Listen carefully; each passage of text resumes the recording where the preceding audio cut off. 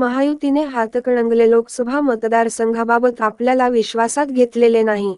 आपली आधीपासून तयारी सुरू असल्यामुळे लोकसभेच्या निवडणूक रिंगणात मी उतरणार असल्याची स्पष्ट भूमिका राहुल आवाडे यांनी बुधवारी मांडली आहे. त्यांच्या या भूमिकेमुळे महायुतीमध्ये वाद निर्माण होऊ शकतो. आवाडे म्हणाले, गेल्या काही महिन्यांपासून आम्ही उमेदवारीसाठी यंत्रणा सक्रिय केलेली होती.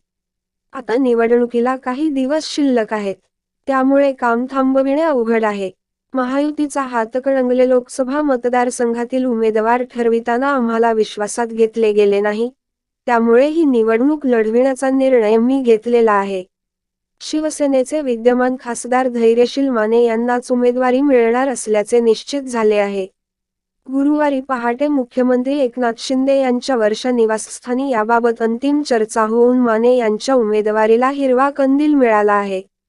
अशातच भाजपला पाठिंबा दिलेल्या आमदार प्रकाश आवाडे यांच्या चिरंजीवांनी ही भूमिका घेतल्यामुळे महायुतीमध्ये पेच वाढण्याची शक्यता आहे.